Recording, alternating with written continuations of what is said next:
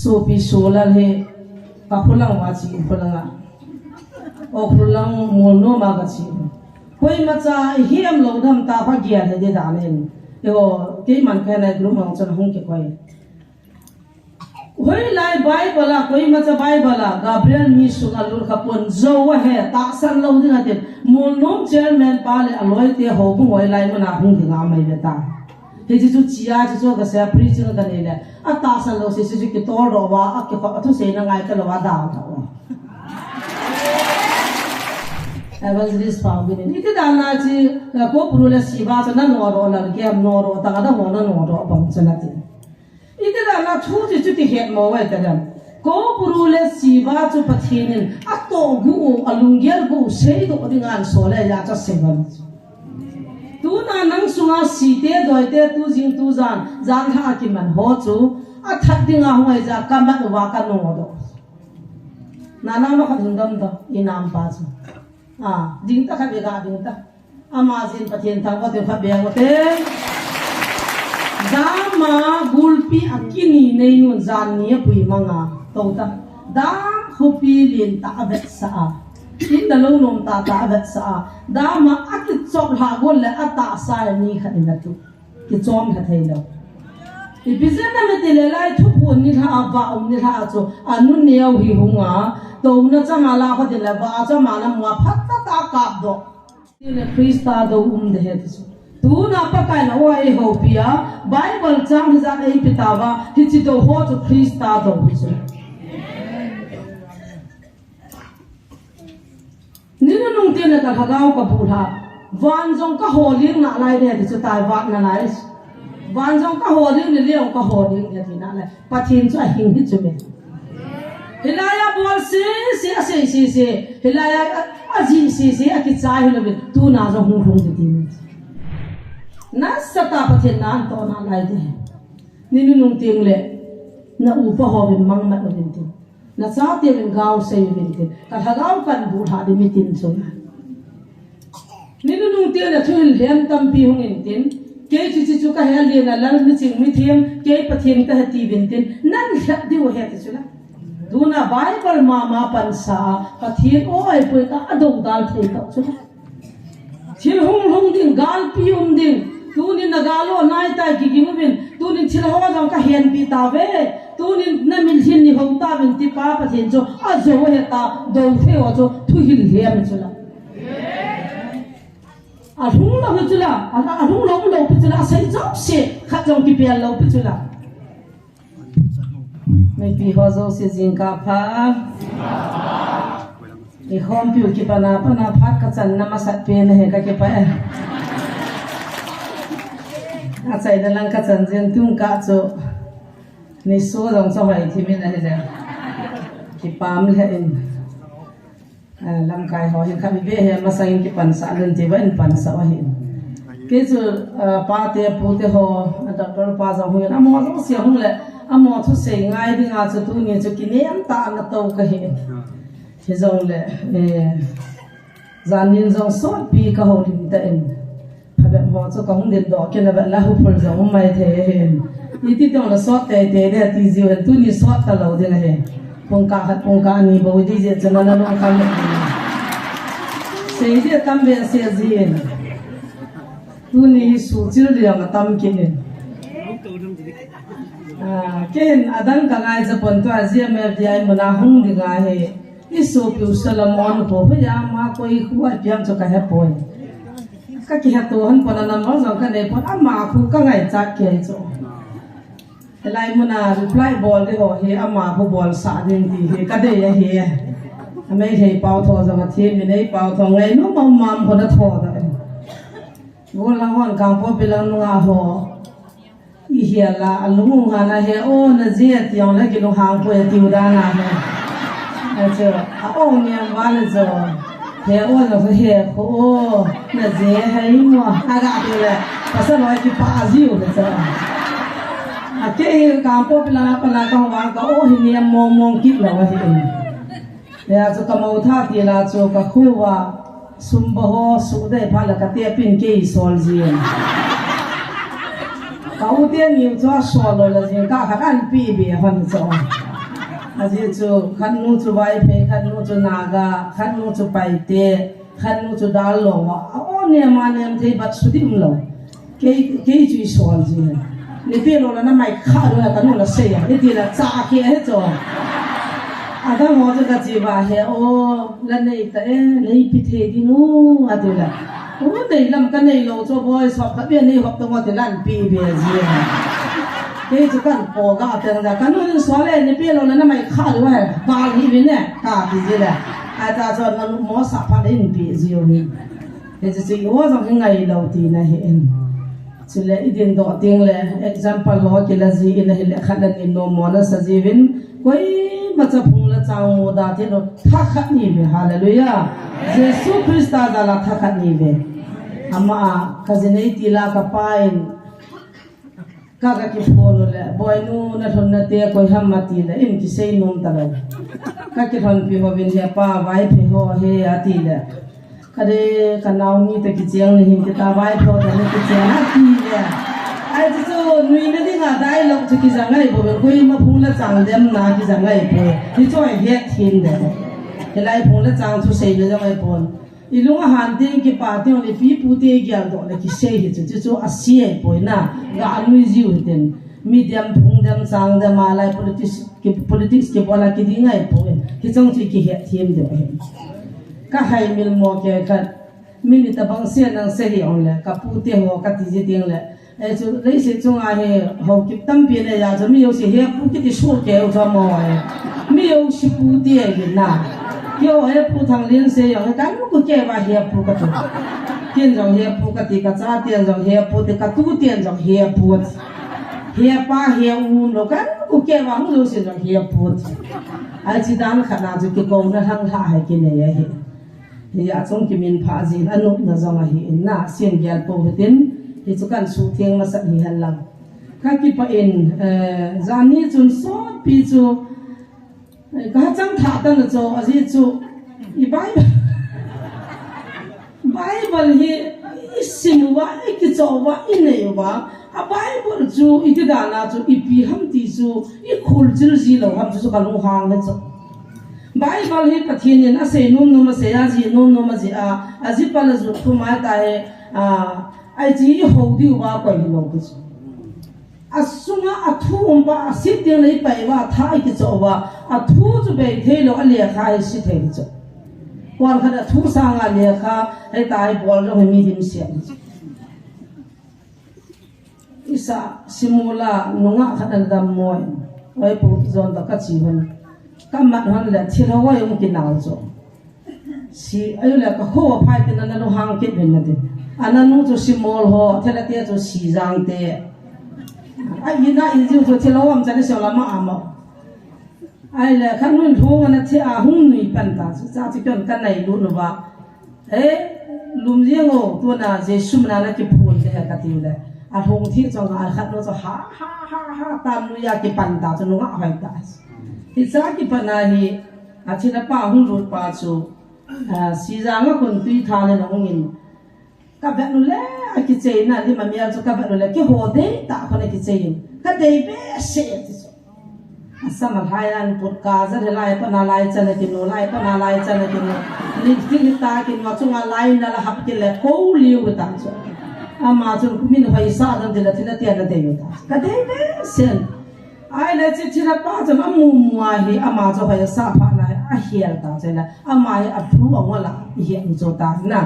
ai le hi chi chu thi tha khat pa hin thi tha pha pa hin thi tha gi lo pa ka de cha cha ma thi tha ti ni chu ki na hon chu thi tha a phao ma a gi lo ki bang lo su yang si de ko zin am chan anui akka am chan kha ve no men anu pa ten thim pu ko ma pui ji da ki pa de sanu he za ke hi ka lu hang ne chi thi da gi lo pa ta san ke ka ki tham ha anh mai và ngã gì anh su gan thế thì tiền tiền pan cả lạ gì hết thì chu kam ban na che da tiền ni chu na da ha on ding hi ka tiền da lai si za nga si te tui hu te kai da ti ada hon ta na ma nu chu hi che ka ta hon lai ta ta nun bible khanan cho ya lu chang ang ko ya khanan cho ya kyang la ngan ko chu ai cha bible chu na dal pha la dam di lo ti chu he chi le kha pu kha ne cho jas na le kha pu kha ne cho asunga thu hing chu athu a jesu chu thu pi ya he cha ko bal la le kha he en ki sim thu bo he ya cho amma ge la cha le kha pu chun pa bala nei de nga ge la hin athun bo pa bala nei la le kha pu na nei poi di chu jesu na ka se ba tu jing tu jana video viral khat na mu ba on khole ar bre han ko ma ga na sim mama chan sim sima ja ke no aning laga design ko yellow le pem phat an hab be ke no he so ko film tho actor ki jir na ta banga hen na hung thiem he ade hen an sim pho ne tung ka zo som lang en tho no na video chu ka be a design zo pi yo ai la amma sa chu bible ha khet no chu pang ta khet no hen khai về chỗ chúng ta nằm kinh hoàn phát là bài vẫn là hiền hơn ta hiện cái gì cái gì gà khi ông là tung cá cho nên hiền hơn ta hiện bài bảo là gì cái tiền là trên nó cho buộc đi lâu cái chỗ à gì số cho kỳ sản tung cá video than xí hơn ba cho bài vẫn là tiền hơn ta bún cái bán hiện thì cho hết đấy cái ngày lúc thế đó nó xóm lắm nhìn thuận luôn rồi đấy alung dong zang na tamu he chiwan sim han na hi mot bunga thim phu khat ami ama hin ke jong ka zaw ve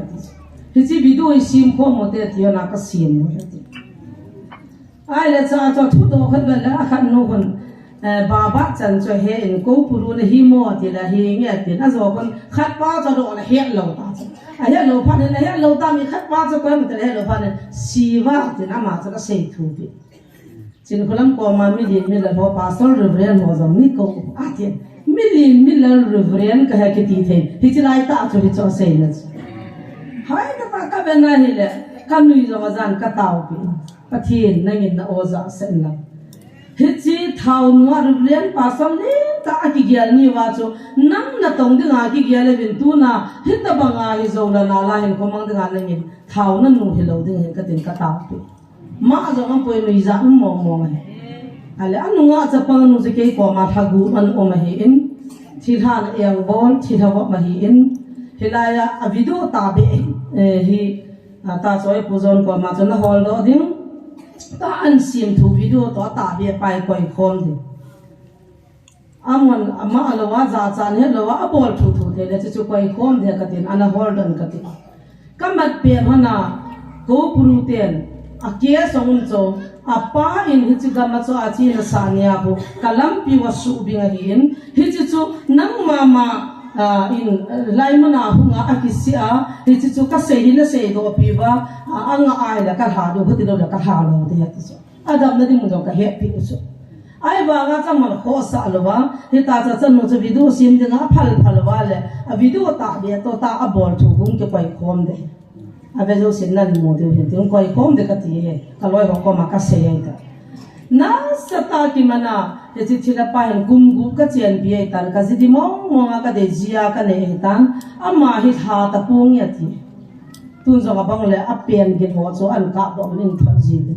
he ta pa nga chu chin no nga cha pang chu pan pia tau pia su dam ting zo gel ding video sim na nei lo de he lai tha gu kam bi hin asunga thil ha som be bal kamal mol bung jang ho ina jong Christmas lai ta he nu ngai nei te pa ku mei kamal lai ta bang ku me ya len kom lai ta e te hong bol ba ho bung me pi lam ha to ka ki chu ba ana na ka ho do a chi chena thila ti na da na e bol ni kha hi chi chu tu na chu ko puru ka ta san pon ko puru pa a ho ta be ta a ko puru pa cha ho pi go no la ko puru pa cha na ho pi the lo cho a bol thu ya a ko puru cha na ho pi the lo he iki khol na de ka cho thi han jo ge ho pi the poi ti ki he no ngai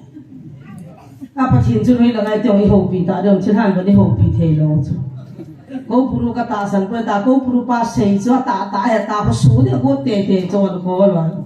a ti hoi ko puru ho he ti a ma chu ko puru pa cho thu sei sa ko te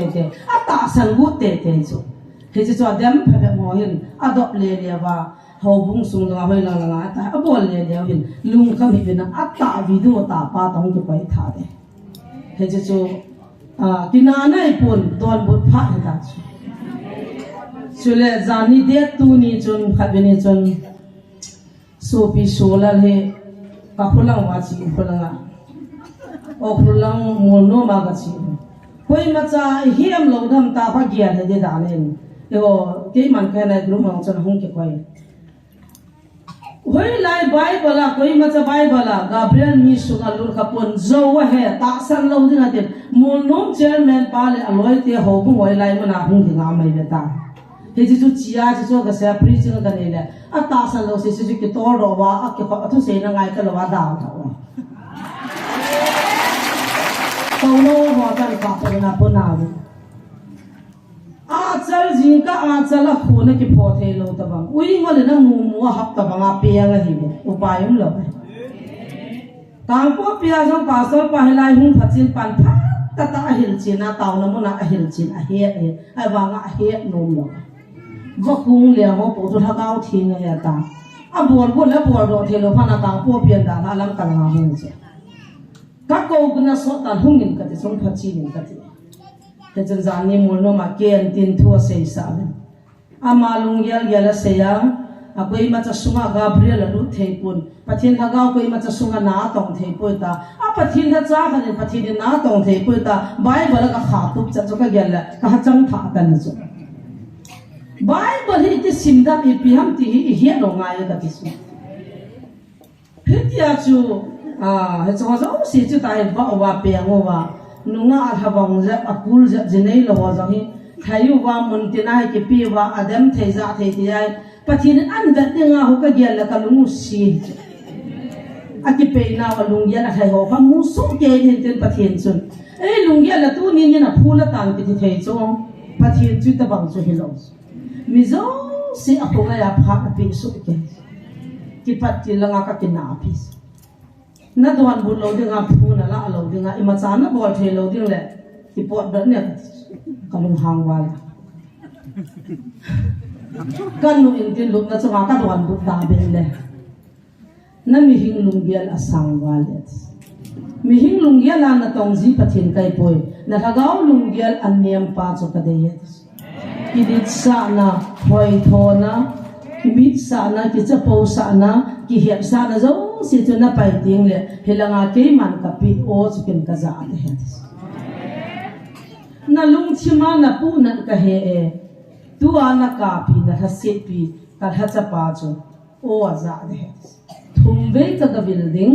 thum ve ka ga ho pi ding hi chi wa cha man satan o he ti te ding hung lo de he a za ka lung dam na na som kha jo pa sol thang le an se ta pastor pain chin hulam te na hagawin zan thumi mu sa poeti e pathin thang ba no han pakai ka bin de he chu thumbe ka bin de he chu thumbe zan thum kai mu thei pon kau chin hulam te na hagaw bu chun hung su yan thei ati pakai kin ka ga building satan ngo tho tho ding alung ka su ta pi he chan ya chu pakai nei phat chin no cho pastor on ko phone bolin lang pakai na lung si ne a oza ding hungin tin lang na ko ding in ai wanga na ko to masanga ne ke ho chai masamona ama hung lo din na phone a tha bol pu ka tela bolin ka bol mo na ka tela bolin oi pu zon phone jing ka ngo sei chu be phat phat ta ta ha ma he ma ta phone ka bola ring hungin hello ta pastor pu ka tela oi a ja ong cho lit dan na ama ho ka ngai nom cho mía tui thím le ki lom thím ke chin kholam ka hi e pathian haga wen na ho pi do min nan ko ka tin chat ata ka phone tha thu phone jai ki zamin la nui ye cha lung hang hi me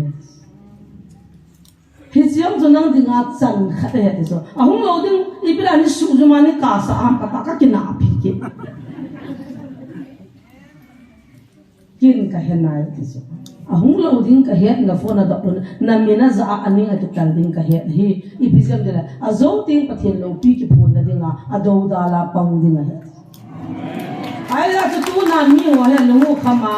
on phun na da minute khatina se ati wa wa ke ama ka mu da thelo ka lu hang thelo e sa bula thu phone ni ne sei pi ta hi je ida ke ka lu hang thelo pathian se su ke ta hi tie ji chun tu ne in ji ki do dal na to jing to jana video vai da ma cha se so ilungo khamin nin thon bin na lungo dongin I pi ham na tivin helaya kol ho NGO han hingil jong chu angamin heji siwa to relation so na nei wei tai ta family ha thonin a siwa nong man khalo ko purong man khalo a kho wa kaw si ka jong man khalo tu ni pi het ham ka ti ta biang ko la in an sa cha sai le ma jong mission ye ri cha ki sai la ha ta be ta insan na dinga mission pura tam zo ji bo ka dam hi lo bi building kuru la sa an sa ro la khat pa yang ta la nga bo abui pi tin ki ta chu he la nga pa na kuru lang in mu na zo amu pa tu chung ga la he pa sa ho do ta chu atam zo na in sat ki hei lo na ki hei wa in song sa lo na sa wa gam nei lo gam lin ta ne wa pa cha no mu zo ga lu ya mo de nga chan soi ta kha dai ai chu gam da nga bible na simu gam da nga kol la bai ho ti kyau cho chu hung ji kha be yong kol ti hung ba lu lo be video chu na mu du taw na kam ho ne a ki pa dan chu na ga bu kam za ma ga za be na man pai Allah ngar li ke ma de nga banan bo ji wa izan ham khat ki ho ma izan ham khat in sa na yong so pong mai thei mu lo wa in na ga ki mo ta ri le he ti chu bo chu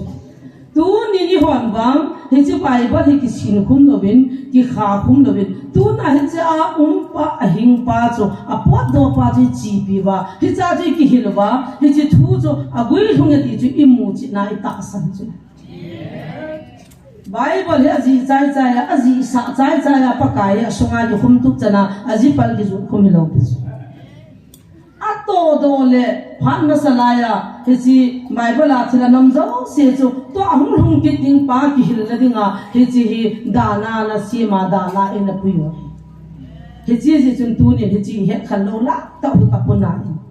tung ka chon pa so ho lo le lam kai pha chun pathin khat na ti chu hin sei do na ti ke phat lam zo min pathin khat sei ki tong cha hello tam be se da za cha no min min noi shi dun de Hindu jong Muslim jong Sikh jong Christian jong pathin khat ti zo he che pathin khat ti pau cha hing jing pathin chu hi zo Jesu jong ta ma tam lot jong ta ma tam he na ai wa nga a hing jing pathin chu i ho ni nei pau bu chu pathin di ta ai amen he ya chu tu na ban noi hi zo theng chui hoi yo ya bi si hello ban ha ga ko za ka ke mat thele ai ho chu ni za na mat ta din ham ka gialin ko ho khu alo le pathin hello ho pathin ni ho sa ding ting le hau nei ti lei sang na ho win chi na ti lei sang na cheng win alim le mial jong ei sang na a hoi win i ma zo si mi zan dan ei sang na thi mo win lung sit le jong ei sang na ha ho win a ho win amon an nei long ko Kristan asung langa zanya ka se banga hiu jang te amu pa ngai lu na pa nei na hi si bo si ho gal zone pathin hello pathin kan ho sa na ka za thu pi pen cho ngai lu ne hi si ngai lu na bo chan hagaw ke man the na dang na ke man the he chola tu chunga alung dan na pi no mi pi ho ta san na ho lung dan na pin ka jong kan sei that no Chile ho hung zia doi la ka ho hung zamana no do jenga ipidi da na siwa la ko puru so ano do la di cha ke ji lang ka no do de evangelist pa bi ni ti da na ji ko puru la siwa so na no do la ke no do ta da ho na no do bang cha na ti iti da na thu ji chu ti het mo wa ta dan ko puru la siwa chu pathin ato gu alungel gu sei do dingan so la ya cha sevan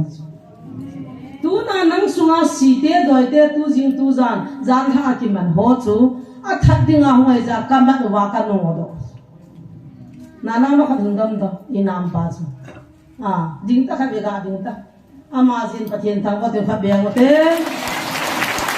da ma gulpi akini nei nun zan ni pui manga to ta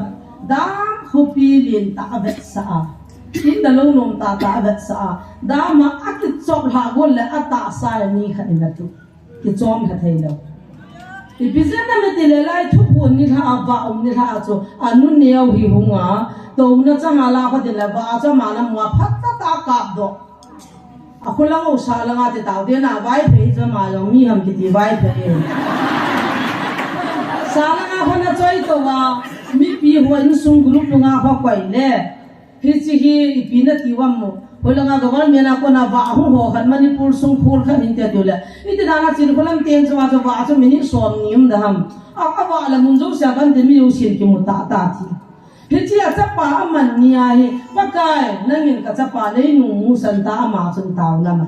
thì chỉ là muốn cho cái mà cho nên thôi thì cái thằng vạ đó ata san ho chunga na ka to le anu neo ama cha ga le ta in anu neo ni da vet ko anu neo taw na zala cho da ma ho hu chi da ma ti ki chok lu de bo atha no ma ti som lu ti ngao mi na ga hol jong la mu lo ama jong mi mu lo min jong ama mu lo thi la wa na sia le cho a kin ni ne nun zani nan pui ben a mo ki sei phat ki thole ki vision nei sa tam ki pawal nei sa la ka he ni cho hilsi chapang hi akini nei no na bole apalin ko ma so pui bilang jingka pung ko ka chi thilai ong ki phun lo na ne re ka ta ka lung sol ka sol ina thun na tu zam gu ki na an pui pai pe le ka ma hale ta ro ya phu ka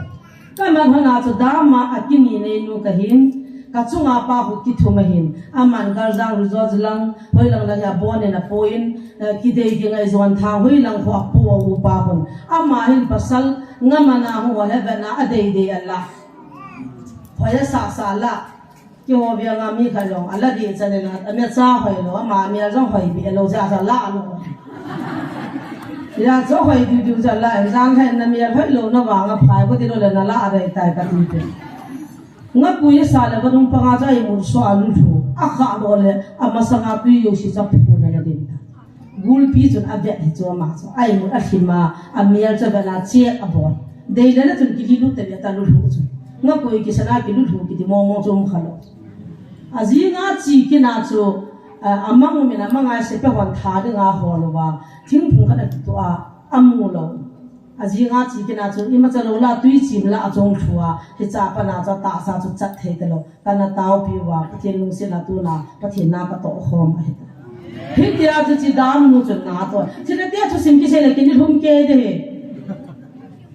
lai fa pa ngo na ta bia a ho ja he na ti ki di wa hi tai jesun chi lo no da chu bel chu bul le pa ha ti chu la tu na chi lo chu sim chu dam te si te tui gang te ko pru te bo na ki he cho bol thua do thu na gu bang chen hi the hi ve ta a ti na ki da mo bo chu ta chi chap pao zo hi tu ni taw na za ge adamin pathin ka thang ba ya chu chila te na he ta cha to wa mi thao khat pa chang pi ko hanga si te la lin pin pa chu zan ni khabini ka he lo ka ban an zam na zam do tai amma hi alo wa na mun ma a chu kap ko do di chi gam la chu ka tha de he ta an ko tian an ko na an pu wala ya chi na he lo wa i boi piu le hingin tin a ko di lo lan bol cha di he chi ti za long ta he na mon tha de nga ka chang na dei mo ga de leng pa chan no chan dei mo ga chi la tiam pui ti ki ti dong ki ho ho ye ma chu la amang chu amang pui ti di wong pa thinin tu chunga chu siwa le ko puru chu athu ko sei do dinga aki phun sa ja chu pa thin na to ja chu ke chi bula mi ka no ro the lu chu a sei dia sei chai pha na pa kai na sol do ta chu na tao doi nan bol ho bang chu ki ol that lo pi chu na a su na lai ki pe i ho la alol ki hala ki mana ki no do a hin ko prule siwa chu sei no mane a sei do ani ho he pha lo be thu am ja chu patin na ong ki sei do sa amma na ka ma ki sei do ro li ti ki he do ala mial ki mo kha o kha chun ke siwa ke ko pru ki de la hoi lam ki hol ka do na te la chu patin a phal lung zu ya chu a tha cha pa kam chang a o a ging bo cha za a baba chu ko puru ta sana siwa ta sana a baba chu na he na se pon a kam chang a o a gin bo se chu ka za de ta pa kai phal na za zo ma su gan the ding in thi tha hon ka ko ma permit hung la le chu ka mun thi nga hung lu no win pa kai zo ka su gan the dam ti bi hung ho pi bin he nge ka su boi bin an ne go ta sa na lu lu lo na ha ga wa ma na lo de ta a so le ka su boi ta chu na pa kai ko ma permit a ki la u chu baba na za na ding a zo chu pathin phal lo wa za the lo he ya chu ko pru le si ban a se ji pi ham ti le he chin na u nam mi te hi ni sunga su mang ding ki program ka nei ta ve a su mang ding chu ki ho ka hi ve Christian Dodar number 1 ki ho ka hivin hichina de nga jana ki do pidiwa nagal teu chun ki ho ei ho wa amo de nga apathino ka hi shanai nei ho ve ti chula naga popi wa vai hompa le manipula vai hompa aki ho tu hanin na ho su mang na ding thu se jo April 16 langau se ta chen ai le azo zo ai le bui thu lo din ta chula May dia 3 anai tai kinovin ati so ipi mong za so hechi ku ki za te so mong din na go ran tele hechi na pathinu thilugo nen kyo ani chan so ka he ko ve nagal te ben puja hong bolovin hechi na mi te su mong di wai ta hechi na mi te ko ma go ho hui ki la du ila pi di we mun the asi mi ki thi mong da bangai thi go no cho I ma chai ya lo da na so thi mong di go no se me Hichi aja mohan jong ho ne yo jo ho jo shiwa la ko pro he jo igal te be na ho jo I ho ni ho jo Jesus Christ ta jo he ya ji ho ni ki tham din ki that ngai pha ba jo pathin u mai ja ji pathin te ni jo ki ko mai ta pathin ka nam than ne be ti la ma ki nu tai ko I khu am ka ni Iti dala patini ho chin nam than chom be ham ipi gyala choma thana pakan si dei lang ne ne poi ipi ho tai ho than dio na zaw num lo le zaw da ta na than da de na dam sungin na khongin pum than na than da ta na pum na chang chen na than da ke ta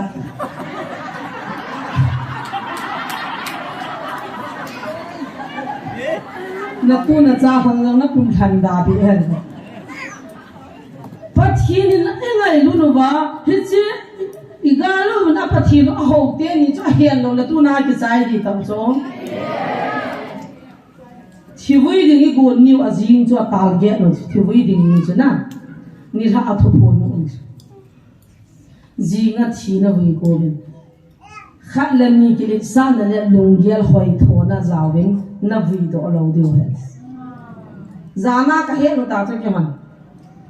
Tia vui go bin kei be ya avui do lo de wa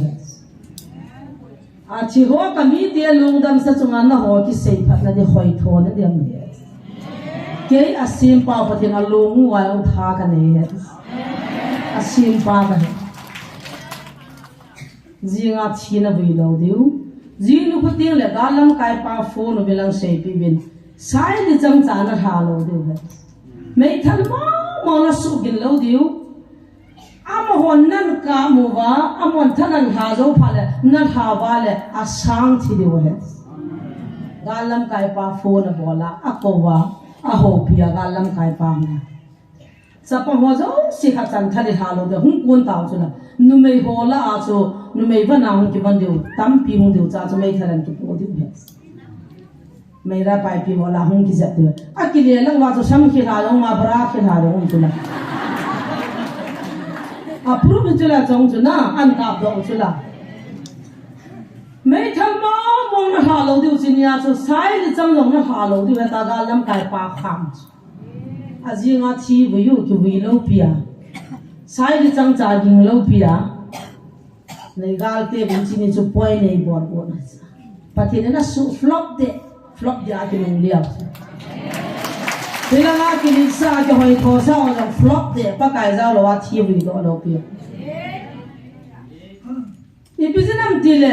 pathini na mo ko wai za ki lung khat ta ki wi na ring do lai ki wi de chu pathini na de Elai mun kha na la de ki wi Hisi ki wi ko nang poi nang ki jing ting le sa lang na thi wi na di wa nang ke nang phung ke chang tia boi na hum de ga hin mi khat lung ya la ko na chu boi na chu so do de ga hi ki gi ngo bi na ti ke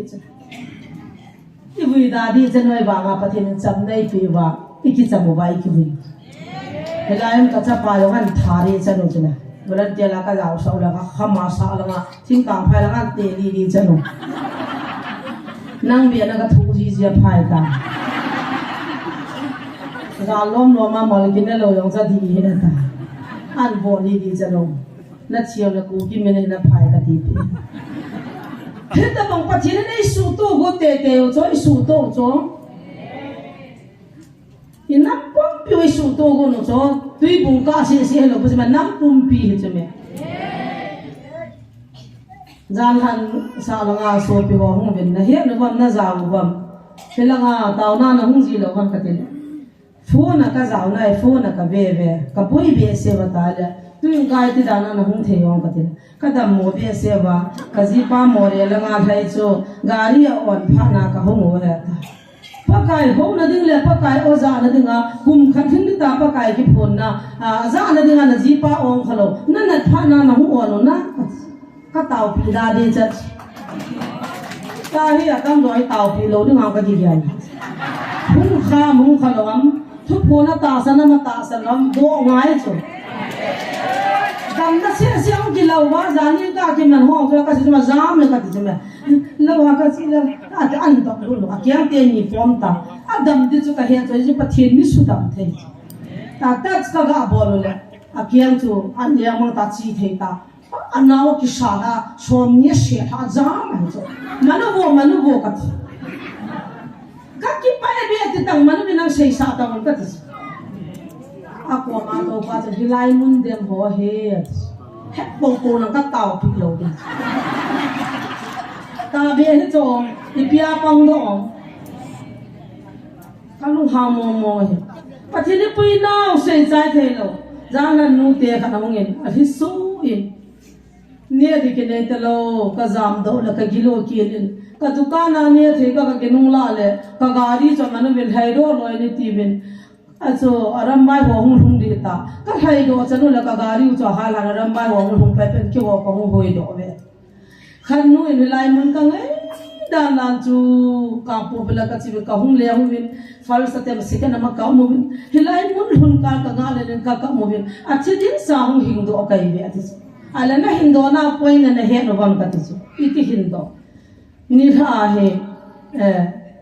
ก็ที่นักเอาทุกคนมาจะพิเศษแต่การลำไก่ปลา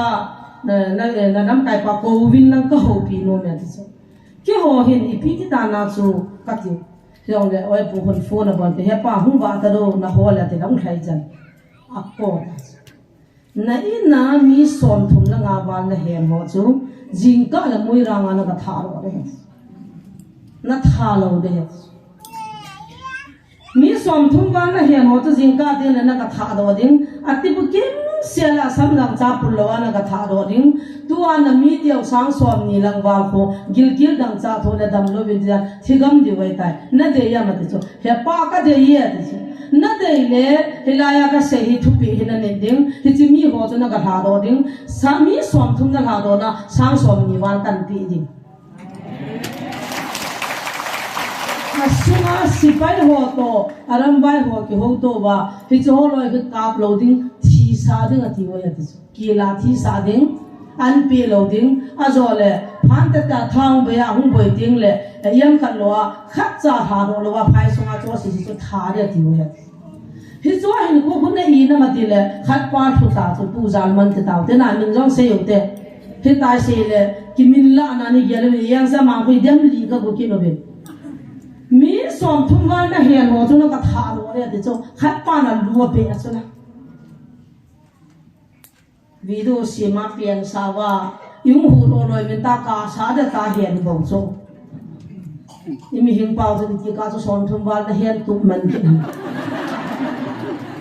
อากิเสียเสียนะมาเวลามาฟังซิมเลยข้าจะจำนี่ข้าจะกิเห็นแล้วโจน่ะไอ้ที่ละมา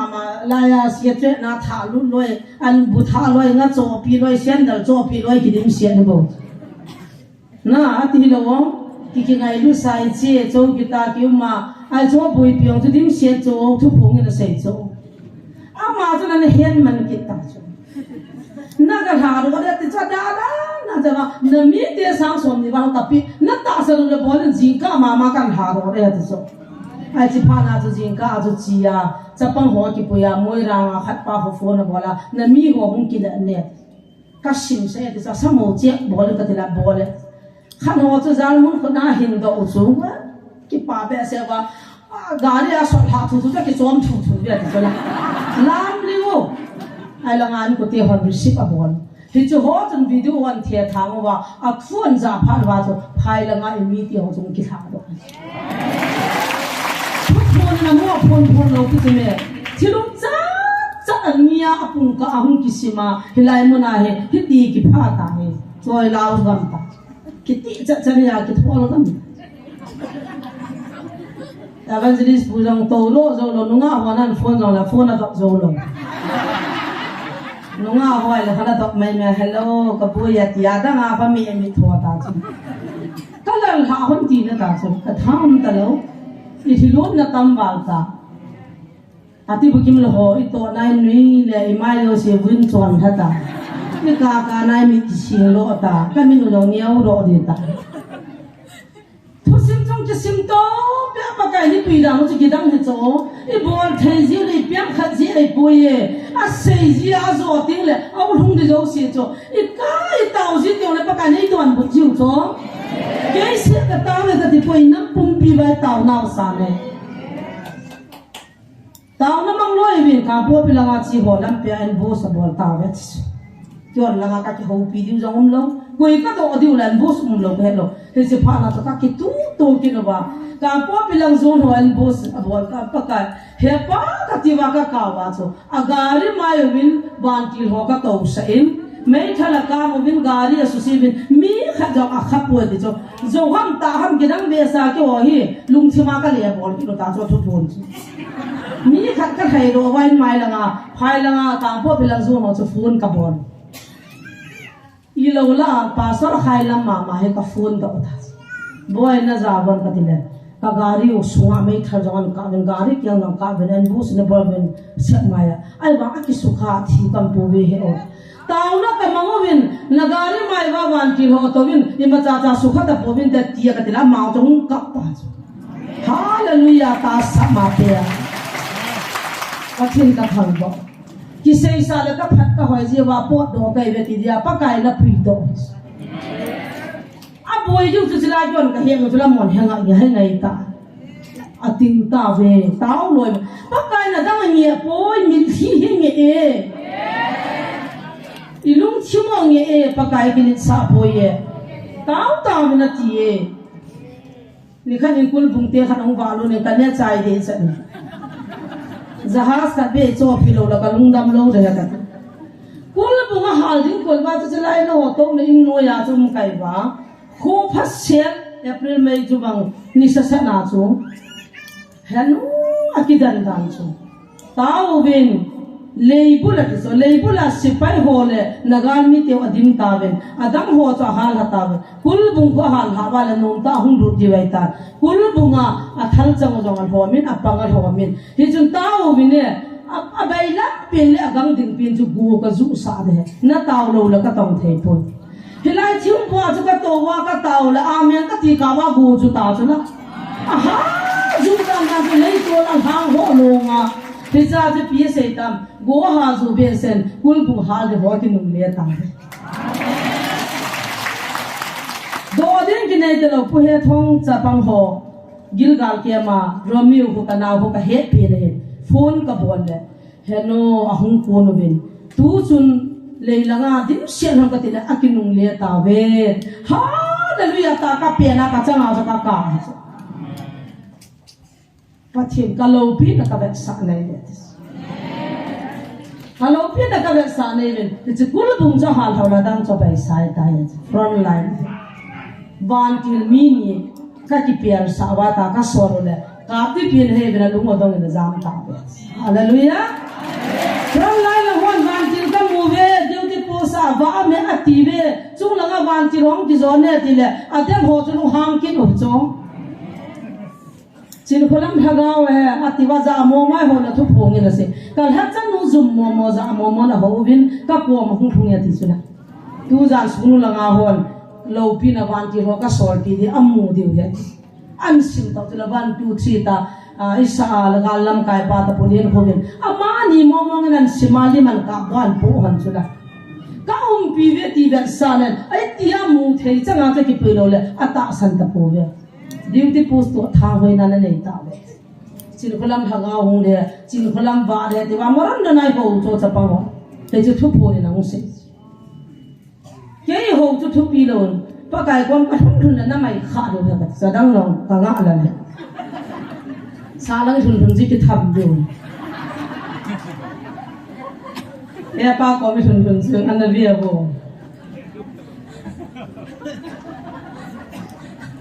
some kadi ki hello la kalung dam na san zong chun ai sei pi du chu heya chu tu na kin adam ho ko ma ka sei nom chu na wang si hi chu me hu ne lang taw na mang lang pathian daw na chu na he sa de ka ti dong tang pathian dong tang chule bai bala na pan sa na jong chu pathian hi ya tu na sola na thai le sa pang chu pathian hi ya I pe da na ki ka hon na ki su chil lam ka ti ike ka hon su chil ting le boi ta ponte ike ka ki su chil hiya chu ko puru le siwa chu pathian sei nom sei dingan sola ja chu chin khula mi ken ka no ro thelo pon in ka ti jula chin ne ka ta atfu ka la hona ka don buddha hon le April 6 na pala 26 char ka khamam chula pa kai sola hi dan ju mi hingin kini azo lo a sei de sei chai tho gal pim dinga hi khuti dinga hi khatira pa na sei tho chula a sei chai pha na pathin na sola to ki pala chi baba songa avela haga bu ho na ka to sa thu ka sei sa ta lo de pathin haga mena sei nom ho patwan ti na sei nom ho o gi ngai ho pi di dio la o za thu da a baba ni ma cha cha he lo pi ya ba kari za ni tam phat ki na ju ka ti le bangen nu a ken ka do ji jo ka hai min ji ya a he lo da na ji pi ya ma ti so wa mi pha lo hi ji a o ji he thun di wa pa kai le si na mi hinga a hu pen de nga jo nu me ya za da bang ma jo e ho pi di wa za jo o jo za a jo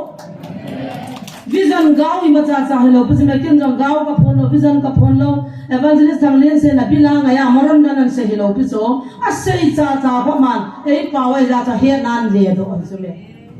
ai chira chu khul chu nge te lo bia china ka wa no a phanai ano no jeng ka ta san na siwa la ko pu si pe da no do na bang chi da na hoi te ni ko a ho pi pia no tin lo hi de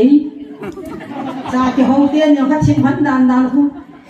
ko puru pa kun a chin lam in ko puru pa ke nga bang ka chi ta di wei tin wise la jelin hoi ko puru pa gen dan dan ma pain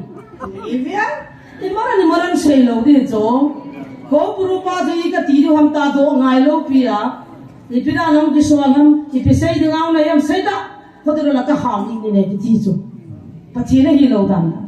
ama ni pi se yam na gam pum piu su manga na ho mi te tha chai de nga ama kami pan sana ke ngwa ke cha kha jo hinga hu thai tu nya na pathi ni nei pho pha nin ka pan pi the te po ei hol mo ta ben sa hallelujah sang yo nga hol na din juna mu lo wong a pathi no hol mo wa kang la ka ho la kang la cho kanui la ga pang ne ho kha no mai bo be ti a thi pu pa we ni ma cha cha ki mu thei ta poi a ki he thei ta poi ti chu la a do ji he ta lo piu cho pathi ni na kha chu ko puru le siwa cho pathi ni ki phung ding an sol pathi ni ana to gu hang cho kha a hian tuma a sit tuma a koi hi chi to a ki ri na de la ki lam zo na de kha cha cham lo pi chu a thu pi pe nai pan sa ba ma thu pi pe ni lo pi chu I ki pa zo de u pathi ko ma ki pa thu se siwa le ko puru na hian tuma ana to gu nong se do sa cho a ki zan be se he pai ti di cho tu na pa kai nei ho pi bible la bo ho pi bo chu me a yau su siwa la ko puru na chu ti hi sa chu di lo chu me a ya chu phachi ni na ka ti chu me video na ki sim na ki sim khir som sa gi ben sim ma na chu nai sai lo lakh sim ma na chu kan na lo ding voice ni za de ke ho nang sa pa kwal pa thon na ke ho nal dia du jong la chu jesu na mu su na ham na bang bang na yaw na bang nan don bu thong thong na kilin sa na bang bang nan don bu thong thong ni khu nai ta ta jong ai thu ti mo ta ri gi ni ka nga la din ka dip jong cha I pi hung se pi ben pathe ni pi thu chan pu ta dam ka gi ali na he pakai ni na mo ngai lu dan dan pathe ngai dam ka chan na te du ta ka ko tao jing wei ko ni tha si la ka cha te e ngai gal zo na ka pi ta ve ti so lam kai pa tu na zong gal la zong ta sa la ka gal zo na ka pi ta ve ti Israel ti ang zo gal zo na pi la Moses I pi na gal kai lo te la su boi ka tam za gal kai lo tu na ku ki cha te ni bo no ba pa bangai lu no ba gal zo na di ta hagau ta sai nei ba van no in Christianity ei he no ba ta sa zo ni ga te ben si me ta bangai gel now ei tham mo ba gal zo nei nei ne dio hi je ka gel ka ni zong ka na the kun ka lu hi pu ge ka bo pa kai ka nga la la ka ti lung di ha ta vai pa no la pa kai nei pe dio pa bangai lun thong thong dio ba Jesu ne han van noi azo hi van noi mi te ku ki te chu Christian ti di bo ka tha nom Manipur ga ma ga lum na so ta ku ki ti chu chocolate hi sa e gam da ho ku ki he po mithai ai sa apum he he tam zo khon Manipuri ti le me he cha he no he tu ni ingam pumpi ni chi kuki mi thai ta banga gyal teo cho amoi isai Christian ne ti he no wa gal zo na lo pi mu wa ti chi pathin cha te ti wa pathin a choi a the na di min pathin ko ma ka taw na to pi pe na wa no in pathin cha hi lu ka de ka a ye den ka de ta san cha hi min pathin lo isumol pho hi man tu na adau dala pakai o do dal ho pathin dem ho hichi Bible mama zanga pathin de ho pakai na o za sa na dingin taw na ka de na he chele chi Bible tha tham chaka itini ham khat le pathin pha sa le pathin izam ham ti thu ya chom balen glass tak ne na hote tu ni chu sei dan ka ting Bible thu tu chunga ipui da no le pathin in pui da no tham chaka chi ka sim do no me Bible hi pi hi za tu nai din monu hi pi hi za pi ham ti Bible mama o mai je chum ken ka hil chin thei pon cham chan hil chin ka ting ke zo ting le doctor he gin jong pathin apui na phat na ho minute som sa jong la phat amang ding ni ti movin ama jong hong jaw the na dang jong mangu tin ke hom dir tin se pathin ni thang ba so ke de hin tin ti chilai hen tua akichal cha ke wa Bible hi aki kha khum da na gyal wa tu khang le Bible ki ji pha de itiam ta i boi na pawe neam kha thi mi an kam kam ni ka sei thak no min te chi wa hen hin simin ka te Hebrew bung som na sung hin vian ka te ki thai na gan tha banga Krista aki than chon se su be jin am ta dan thu chu khununga thil pha hu lima hi bo hin alim ta be hi lo je chun akum tina lunghan na ha jiu chun ai nai ho chu acham kim sa zo po hi chuti lo hi le lunghan na ha jiu chu tang ta lo ding ham a ho chu khat be ya ki su thing hi leo sit na he nau chu ta lo ding hi ai la hi chang chun kum tinin i chon sin nau e gyal do sa zo ta vin hi azi hamiti le bong chal le kyal cha thisana ton sin su be hoi hilo hi hiji chang Christian van noi le si na hung lu la jin nang man long than le thil tu na na dei pon a hin ke ma ding in ta sa nei gon pi ta na hi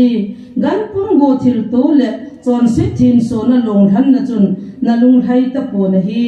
chuin ke man ben ke ma ka hung tai le kha puwa ke ma thu do la hi ti na ki sune wo pathian ke man nang ma lung dei lam bol dinga hung ka hi ka ti tin aseje pathian lo pi na samhan lam tu na I boy na piano le jilaya Old Testament la lo le tu pha na pathian la gao pha na I boy na piano so I boy na ma chu Bible la hi ni dang la ya chu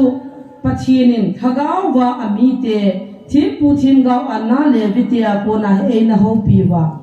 thil pi ya na ve na kel chal bong chal va pa ho he na ve na pakai hichi a ku na chu alung hlai lo na mi te chunga don bu na pi ji kai la biar chunga dong cha ki phachin chapa a hung chun le mi hinga hung ta ding je chun hung ki mo cha pha le mi te na ta san thei ta lo ding je chun a ve in wa no ya mi hi za am bang chun nu me hi za na pin bang chun nu nga me ri cha hangi ne iti ko man khana meri kiti kha damlo an puiben ka taw pi hal le na gai na zol no songa je so pi nga nang na zol ga ya di he ka ti hal la nu je ki I min zo meri le ki nun niam le ki nom so na za te meri sa no Hijiwa Mary Chita Bahamdilla, Vanu and May to Zanambanga, Hijinunga Ting Sierra Pizona. Tutungato, Nanapiva, Golhanga, Mizanambami, Zatepon, Golhanga Bato, Kanza Hetito, Ilungana Light out is so. Bible so get hit a medicine Lundan Kayo. Leia Hungato, Mihinga Hungato, Hijinunga Mary so. Nupi Kazaza Alopi, Hosateta Noza Alopi, Leang Hot and Noyam Kitelopi to Mary. Nunga Tim Selmerem to Azaa, Ama Oya to Hunkizilla, a Humpinato, Numeidanzo, Situ Lumpamota. Gay Oya Kizili, me hitting, Mary Oya Kizil to Patin hitting. I am Sitato Zuda Goldhanga Bobe, Mary has all the Bobe. Jesus ti pana zol ge ya ti utacho amoga ma to Jesus ta ma ta me chala ya cho he acha chi juda gol hang juda chapang pa hi pathin he na ti be ta chira se kumba de mo ba pathin ei poi ti wa tu ni chana de mo hila Jesus pathin ei poi ti ta ma tam na lai chana nam so ba ibrai ti lung do hi bin ka Jesus to pathin ei poi ti wa Jesus pathin ta ki ho na mun dal ha a Jesus to pathin poi ta chum bi ho dim sia na a pa pastor la chapa Jesus ta san lo yong dim sia khai be chunga pastor hindam pa le khan ji pang so a pa I sia pastor la ma cha chuma Jesus pathin poi ti wala lu ta ai tingan chu bom he a chi hi a Jesus pathin poi mi hingai bu be Mary oya ping ya ti wa da kita de mo le Jesus chu ta sa la ga wa hung khanga a to di zo sian to prosa chinan to a che piti chikin am de chon si hi bo be ma hi mi chon si ho ki khai na khai de ti ba Calvary hanga cross to mi chon si ho ki khat be nei cho a cross thing ki pel pa ha thu pi e pon a chunga ki khai pa cho thu pi he cha le khai thu pi e pon a sunga a thu hi thu pi I patino I ho leng je vai bo yu ta a sunga po lang he khani ve boy ve ka changa tha tan ji khoi lang hi ki hilwai taram kon la vai ho ki hil jama ki khop se ne Sunday school ki kaya milin milar reverend pastor de dol dai hil chin theilo ka ti mi te ngi khoi lang I boy pi ham ka ti so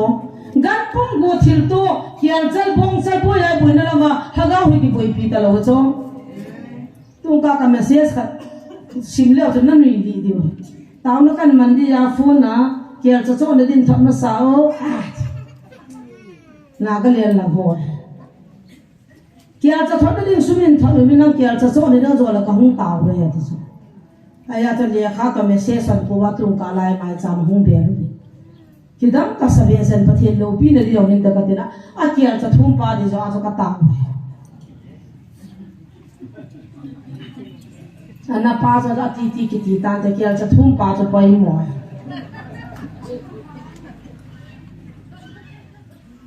Jesus chu pathinai poi juda gol hang hi api na jong Mary oya peng hi athia long mi chon se ja cross a ki khat be hon mu lo ham ipra na ta san te te ham a chon se ja cross a ki khat be hon ne a chon se ho ki buina ki buiding ki khaina ki khai ami chon phar la hu ki khai lo da tule nu naw cha pai ho ta ba cho backslide ta cha kenu hingu nin te pathina hi ta be le cross a khai ma sang wa ka bang tha kam ding cross na ho ki khai lo ding ka be de le hat mo wa le na ho se he ti ta backslide dim se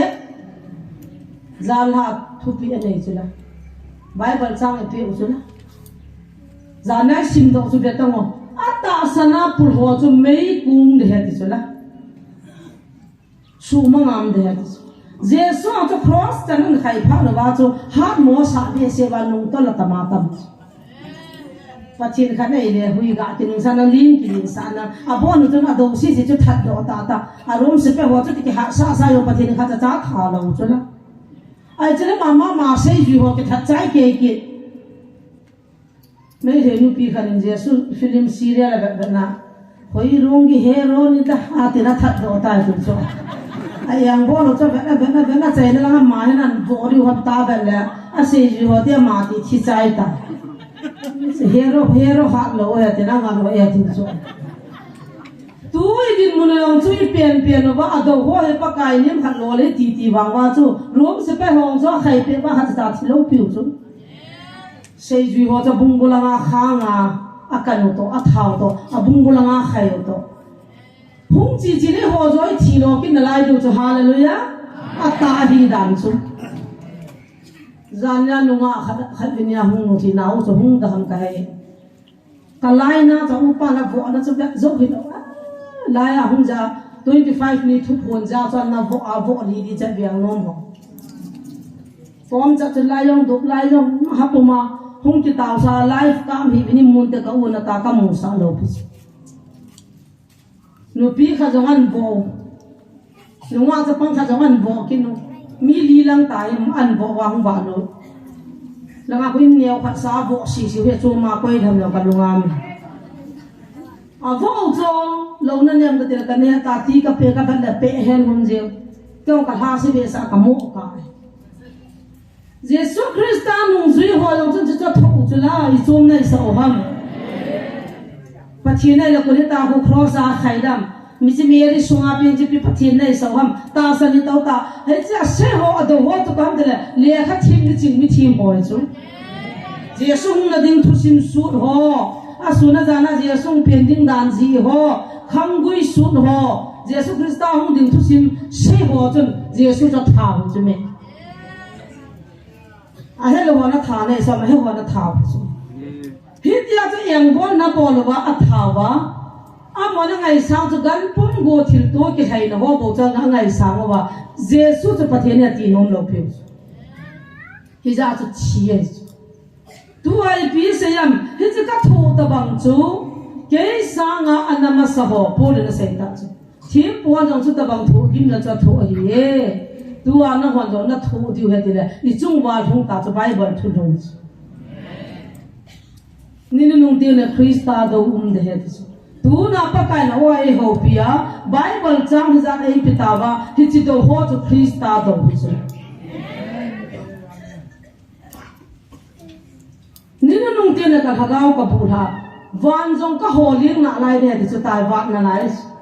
van jong ka holing ni leong ka holing ya thina le pathin chu a hing hi chu me hilaya bol se hilaya aji se a ki chai hi lo tu na jo hung hung de ti na sata pathin na to na lai de ni nung ting le na u pa ho bin mang ma bin ti na cha te bin gao se bin ti ka hagao kan bu tha de mi tin chu ni nung ting le thul hem tam pi hung in tin ke chu ka hel le na lan ni ching mi them ke pathin ka ti bin tin nan khat di wo he ti chula duna bible ma pan sa pathin o ai pui ka adong dal thei ka chula thil hung ding gal pi ding tu ni na galo nai tai ki gi bin tu ni thil ho jong ka hen pi ta ve tu ni na min hin ni hom ta bin ti pa pathin cho a zo he ta do the o cho thu hil hem chula a hung lo chula a hung lo chula sai chok se kha jong ki pian lo chula chi no khola min manga ma ki ta cho gal pium de ti wa didit do bina ti ya ti so ne khan yong ki sei cho ma ka cha ti ko ma galum ding life chon khan nan ka chon ka lu ha nge ti so pa te ho khan le mo kong la ho khan ka vel le ata bi hung so pha chon a ki dang be se ya ti so pathin ko ma ngai da mi ki tho hai sunga nau te pha min heu chin hi chi thu na sei ka za cho ka bon ho ka pata ka thilman ta ho ka ki sima ka po pilan ka ki zin ka siap tha be king ko te na ta san lo ka su pi pa na ta sana in lang na ki zin la siap pathin ka thang ba da aji chu ama chu ni lai mu na su na na thi ha ki man ga he Satan ki manzo ma he pathir na ito zo ma he ja cho hilai mu na thu ki sei chu adi hi ding hi ki cho ta san ji tung ka on ko te ni video sim na cho re ha ko ma ka thu to a chin kholam khon Satan me na ta chu na ati na kha nu chu nom lo ba cho chin kholam Satan me na ta chu na ta sei sa wo te Satan me na te on chu ko i tao da achi ha bol nu chu nom be se lo cho khu hệ ra cho họ xin cô làm tàu là mình cho cái hệ này thì cho xin cô làm xin mình nào tàu cho nào cho tí cô là khăn nó cho nôm lắm video xem một cái kinh là điều bộ cho quỳ đi đàn đàn số mình hoa mà tao hết nó phải là mà làm gì gì pastor rồi nó mới liền lại lại cho này cầu cho na anh cho cái người già hết cho liền ta gạt gì hết cho chỉ là vào đi hỏi hết đàn cho cô bùrù anh nhớ họ phải biết cái mồm kia là cái gì anh có bằng áo nôm mà thà nôm anh nó có piang kêu kêu sẽ ta thì cái ai cho ai thua người già nó mà thua thì lâu cái chỗ pasal kan in laya kam chana na thoa kian ti lam kai len khan ka ta ho na thoa bonga hung ba lu chu tu ri chana ki tha ngam ta lo nam pi lam kai la hung ri chota hai nam pi hi jan ki to ko ma o kami ti ke kian ti hi jan na ta hung ri ta hung lo cho ni pi nam ti la za cha na khan um chu te lai ka taw na ma na thoa mi khan na taw pi le a lol bi nga khot wa ya ke wa ya la a bonga hung ba ngai da mong ki thu Patina dam sa cho ta pa dem kinai la sang ho chan tu Patina umai chu ewa ki sei phanum lo pe chu asuna jana pathile pi ikin na I to na ma de nga ke to hoi ki sei phanum le ki sei phat na the ta ni khana pung ka khat jong ki ho de nga ka on lo pe chu nam pum pia de nga ka boi chu tu chung gang se se he lo pe chu tu jing ka jong ki thau lo tu ni san de ki mu han ki ti chu ba kai lu pu mang di da peng khat an pu yo a kho hi ta he na a ki saran da la hu ka he ti so thi ha kha ai he na pa so mo ko ma pui na khat bi be he ai ti saran mo ka pian san ne ka ta san hi ni boy la ya ka hu ngo he ilawa mamila hu pian na mak ding ta ka to sa ya tu chan ya piang nai hung piang la pha in ya pu mang ka got so khati zai chin khulam ko ma ki saran da la hu ka ta kho ta ha pi aboi pi khop se no abula ta nu la pan thin pu ko ma pe doi la ya ki zan ba ki zan khong pa pha la ni pu lu be ta ya cho tu nia hi ipi sei wang wa cho I bible tu phat le phat masale tu ipi phat nam ti he no ngai ya gan pong go thil to ki hai no ho I boi pi na lam wa mai cham le talop le loi boi pi na lam wa chu pathin thu ti ta ha cho he nge ti ding chu ki cha no cho alam kai hi na le atalop le a hi na pa chu mi pi ho nei ka ha le I ka ti dam ti ba hi cha chu boi yo Patin ha cha pon na jam pang che cha cha jam chu amen na ta ta wa cha pha jong ta pia a chang in chunga khon da me na ta win ko vi la tai ko sa wa ka ko long hai lu na a hi je pakai na mu e ta hi chi taw na ka man ding pakaya ko na hi la ding pakaya ko loi le ka no re ta an no chala gang chala po da no la an no zo ta ha hi chi pakaya ko mo mo hi ka ta san ta ya azinga ina thunthuna life anamuwa mission sunga kem kurset na bol ta lo ding helai mana taw na ga man ja so atiule azing jing ka hung thai lu na heulam ta thang la ho jong chei koi chu koi thu di cha nei ngai da min ne ni la cha sum la pai talok nei lo ka hi je chung kem kurset ho ka china ei kha pi vai si an chi cho kha le an ngola ka thibin ta ja jo ke ka za mai tai kaha ka dan so kin na ba na nge zam hin na ka ei ta san no atam la ga de ja chi ta san no hom de han lum na be ta kia ma long ko 20 wa lai lo la ki la kit lo we ma kan ko te wan kia ma ko wa 20 ka piu la la hin ka khu ki te na ka hol be be ka piu la chu na ki la na na lung lung ke kia mai ko wa ka ki man lo so ama hu ki ko be na na lung ta ta to no ho hil ding na phai ta ji sol so so ma ho me ta pa nei lo lo hi ji ho ta zam lo ko exam to le bi ki yim dong ki su bi ma ma chu na pathen na to so ka sei ne hi ji ne la cha ho chu sa income nei lo ka jen ka boi re ta ta pathen ki da ha thei nam mi te he chu na oh แล้วท้องคุณลุงเสยบังอาจูปากไก่นี้ผัดเทโบนะจูบานมุยาโจเทปตาอากิตูจ่าเขเลตูนาลายมุนายปฏิบิจนาตุนดิตาน้ำพิอาเดลจนาผัดจุมดิตาอาหินโคจงกิปฏิผัดเทยงจังดิ